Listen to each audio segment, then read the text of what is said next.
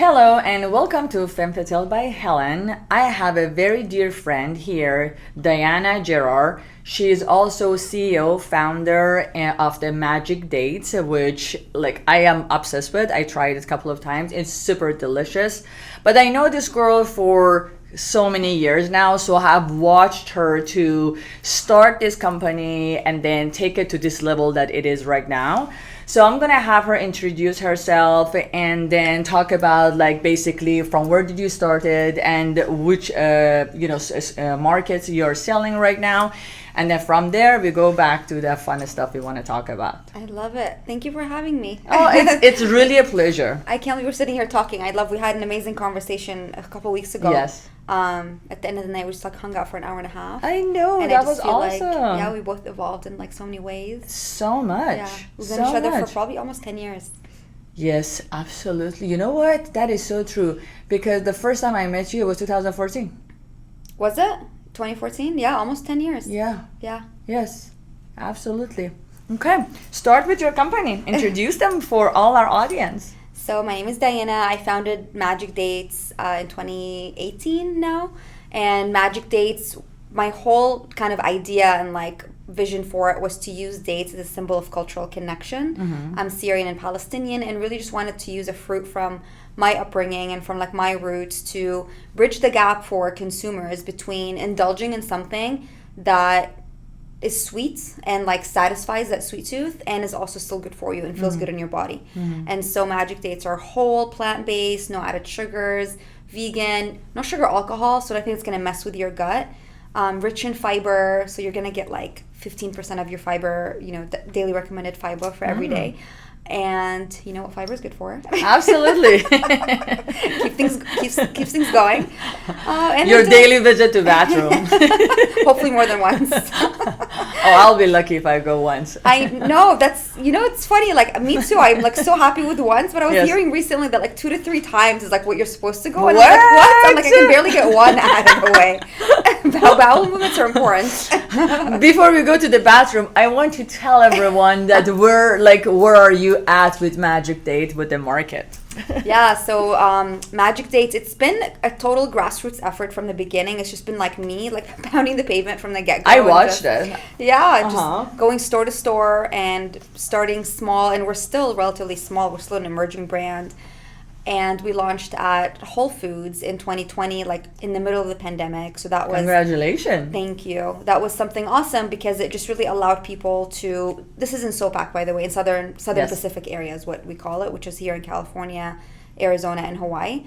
And just allowed people to... They weren't going to the stores at the time, but to still enjoy something that felt like...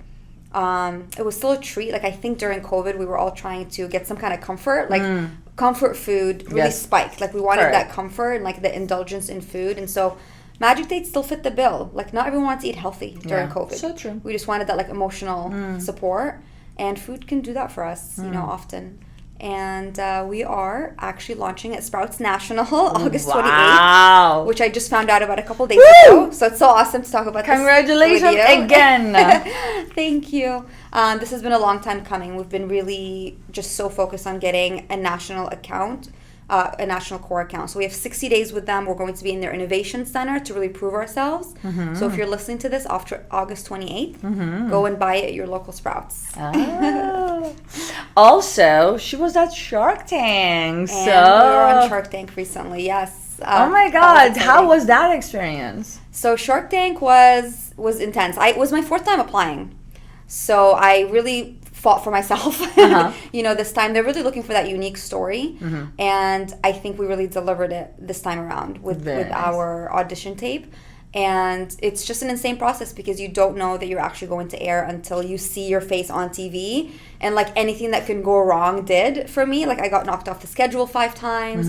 I was then told I was a local alternate at some point, meaning I'm literally not on the schedule. And if last minute someone drops out, they would call me because I live in LA and it was being shot in LA.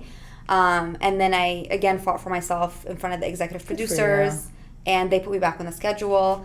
And the day we were supposed to air that night, our episode actually got preempted by a Russia-Ukraine special.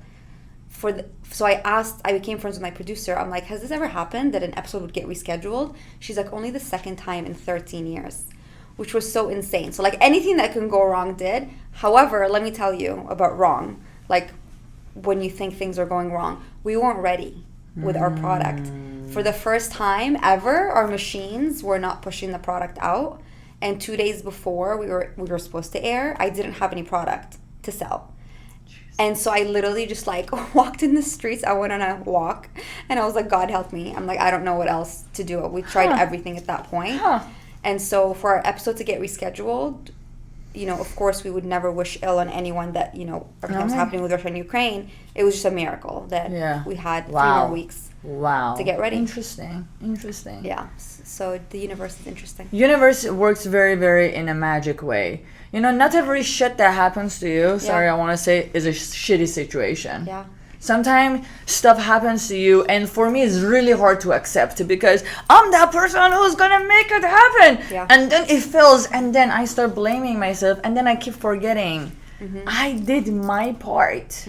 I tried everything. So if this didn't happen like this in this version, it will happen in a different format. And I need to let go and I need to surrender to the type of the outcome that I think is the best for me. It's not that I'm not going to make it or I'm not going to push for it or I'm going to give up here, but maybe it's not through this highway. Yeah. Another highway, not through 405. We're gonna go through 101. Even though the 101 there was a lot of traffic. Yes, even though if 101 has lots of traffic, exactly. That is the hardest thing to do. Is like you use the word surrender. Yeah. I mean, it's so true. It's like all energetic, and then in essence, if we're not surrendering, we're doing the opposite, which is, you know, clamping down, like not allowing and. Sometimes you have to just let go, especially when, like you said, when like you know you've tried your best. Yeah. Like you know you've done everything that you physically can, and then at some point you have to just sink into that like non-physical realm and just accept that there's something else out there that is allowing you to get to your higher self without you. Yeah.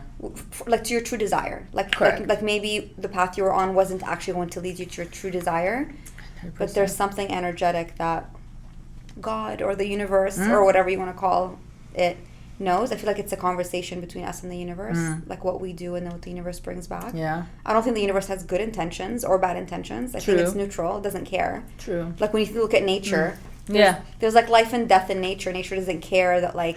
I what you said, I agree that universe doesn't have a good or bad intention, but I know in universe and nature has a high vibration frequency, so which is ultimately good, is a good energy, so for whatever that means. So I want to increase my energy level or my frequency level to be able to more and more be in harmony with universe or with the nature. That's how I feel. Like do I think there is bad in universe? I'm not sure even if that is it, because there is certain energy that I put out there.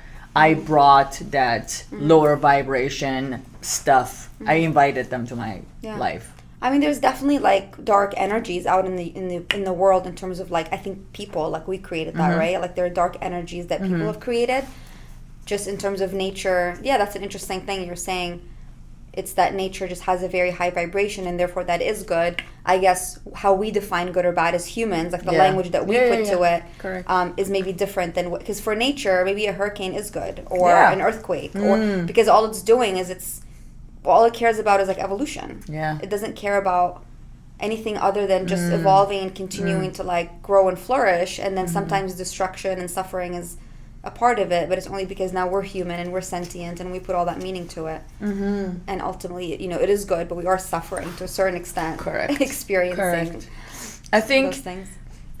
Tell me what you think. I think majority of the people would think we are supposed to live in this happy state, that if you're not in that happy state, so we don't have a good life. Like, why in the world do we went to this roller coaster? Like, how in the world you can live in a happy state all the time, 24/7? How can you be like 24 hours?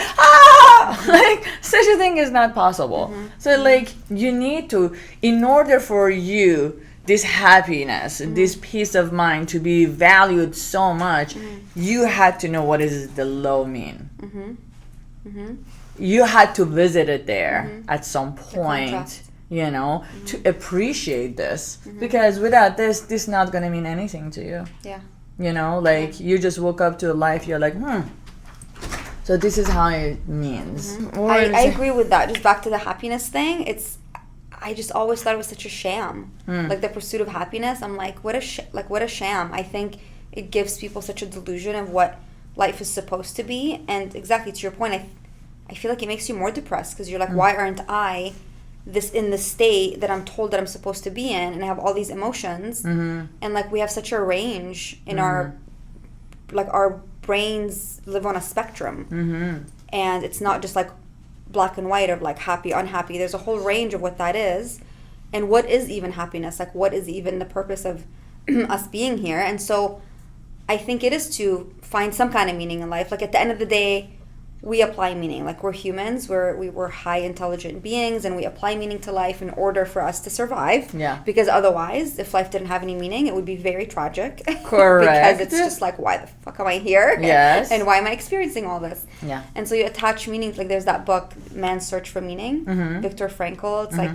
a classic. He's a Holocaust survivor, and he just talks about his experience in the camp and how important for him it was to have hope, because otherwise he saw people around him who didn't have hope and didn't have meaning to their suffering that perished. Yeah. And that is obviously a very extreme example of that, but meaning is so important in our day-to-day, and like that's my pursuit. I agree. It's like, what am I living for every day? Even if I wake up and I'm just not in a great mood, like that's still a great day because I'm pursuing something. That's still a great day.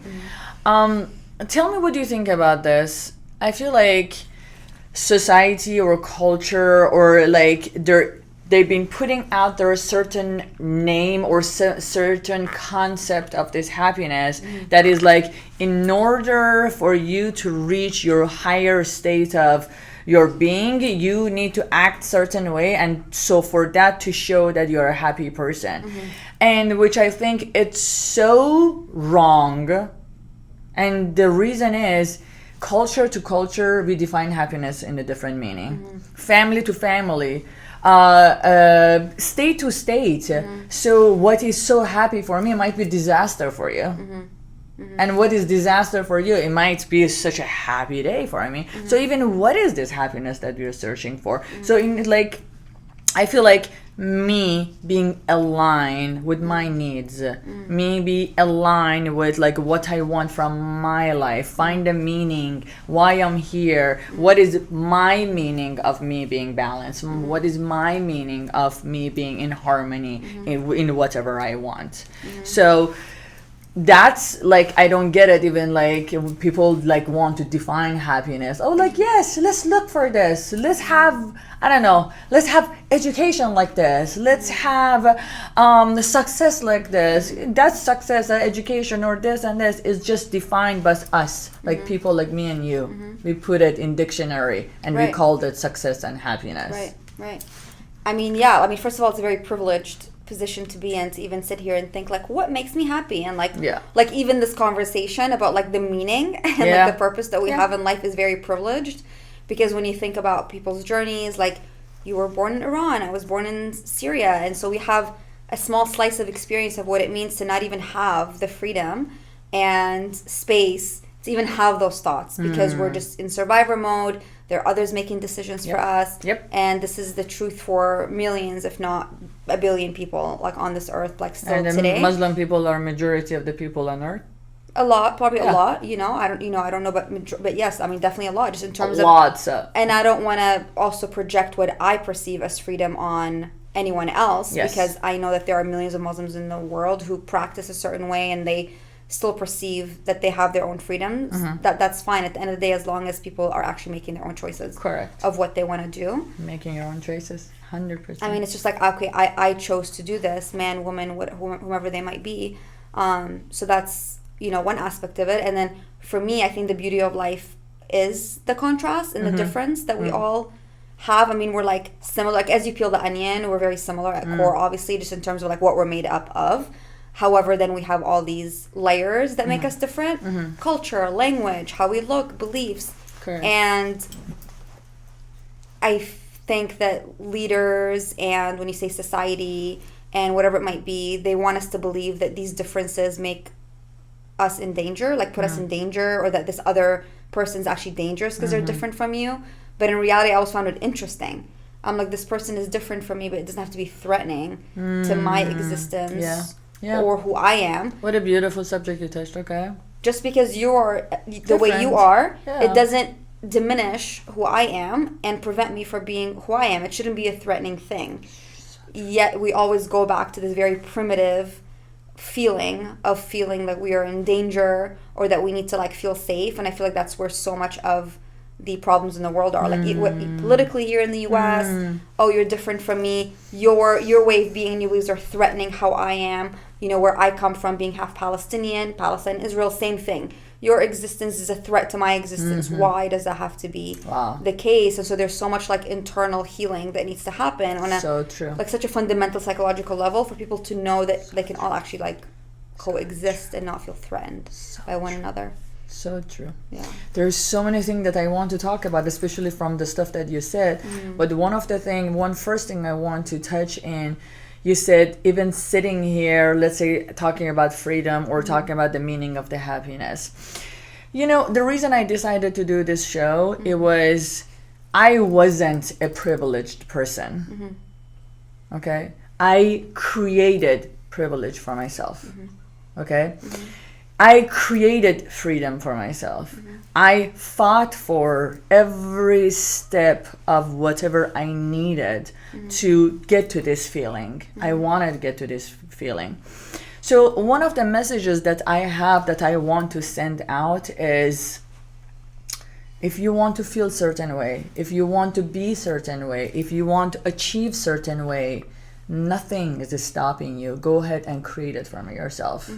You know, which I know, like the most majority, like whoever I invited here, they're entrepreneurs just like you, which I watch you build your business. I watch you grow. I watch you, both of us, from this person turn to this person. So it's such a beautiful thing that we were able to accomplish every stepping stone to be able to, you know, turn to another person, to turn to a more beautiful person, and be able to not get frightened, not be scared of the life challenges, not getting scared of rejections, just to say, you know what, I'm going to deal with it. So tell me about, like, I know you were in this journey, and you were the one who made yourself an entrepreneur. You were the one who made yourself this new person that you are today. Tell me about, like, the first day. Like, what is it that you wanted out of yourself? It's like, that's what I want to do. Yeah, I mean, that choice, definitely starts, like, from the person, because you can give 10 different people the same exact tools and opportunities, and they're all going to do something different with it.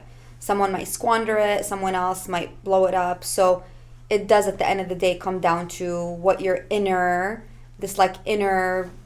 voice and intention, you know, wants you to do. I don't know what that part is. Like, I don't know what that is. That is just like this inner motivation. And it doesn't have to be, again, like, it's not like we should all be pursuing entrepreneurship. Some people are happy doing a myriad of different things. So it's not to say that's like a better thing to like dream, quote unquote, bigger, whatever that means. It's just, at the end of the day, whatever's going to fulfill your soul. But for me, like, even along my path and my journey, yes, it all came from me.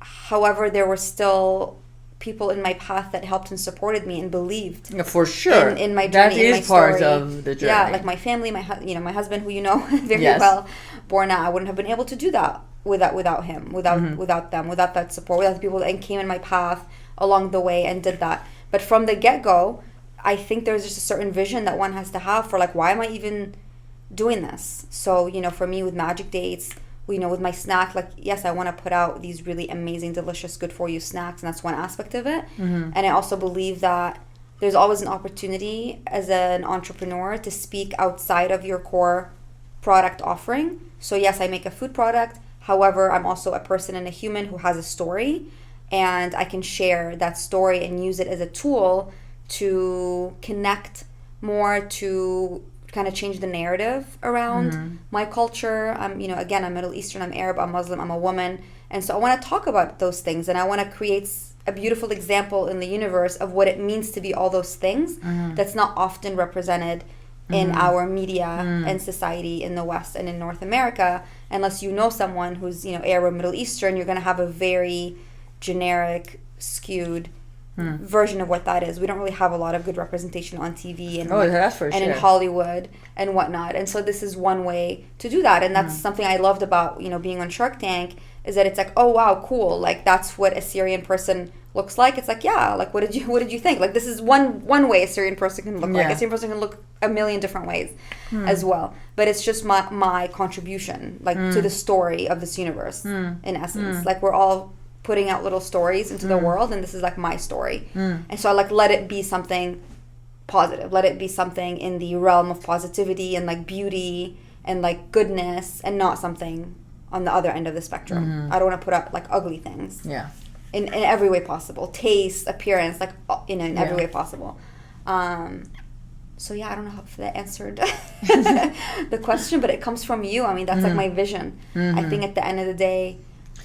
So did you turn to this person because you want to have your voice?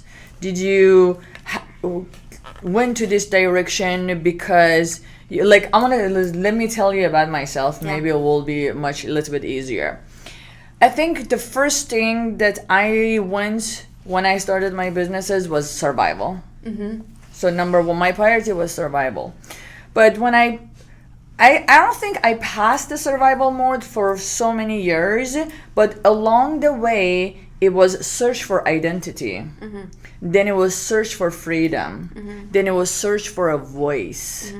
So it was like, and then evolved and evolved and evolved until to a point that I had to let go of the survival. Yeah. That was the hardest part, because I was wired and trained to attack. Yeah. When stuff gets a little bit scary. Yeah. Okay, I'm ready. I'm a fight. I turn to a fighter. But then, when I realized my true power and my true, the person that I want to become does not need to fight. Yeah. Doesn't. I'm not powerful if I'm fighting. Like I'm weak. So evolved and evolved and evolved, and it evolved to a point that I was like, what is it? Why I'm doing this? And it was, I wanted to save myself, and I want to save people just like myself, that they were stuck in life, that they didn't have a voice, and they didn't know how to give a voice to themselves. So I want to say, look, it's possible. Yeah. You create that environment for yourself. Yeah. So, gonna go back to you. Well, I mean, that's the best way. I mean, you just kind of hit like the nail on the head in a way, because the best way to show that is to be it. Yeah. And so in essence, like you had to go through your journey. Maybe your intention from the beginning 10, 15, 20 years ago was always to help other women and to like, support them in that way. However, you needed to give that to yourself first.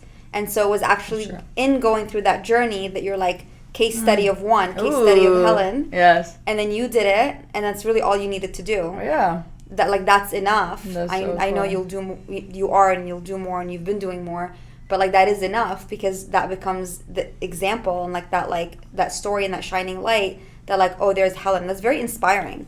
Like it's very inspiring when it's really incredible. Think of who you were inspired by, and they may have thought, well, who cares about my story, or like it's like, no, someone cares. Like it's actually really incredible that someone cares. That is so true. I always say the exposure to possibilities when you watch other people, that is possible. Yeah. I had this girlfriend, Nadia, which you know. So when I watch her to be this self-made businesswoman, which she didn't come from a rich parent, she didn't come from like anything special, but she made it special. I was like, oh, it's possible. I saw it. I watched it with my own eyes, so it's possible. It wasn't this fairy tale or the books that I read. It was tangible for me. It was just right there, so I could feel it. So that was the things I'm like, I'm gonna make it possible for other women, for another girl, for my own daughter. Like, look, you can do this. What do you want? What do you want? You can do this for yourself.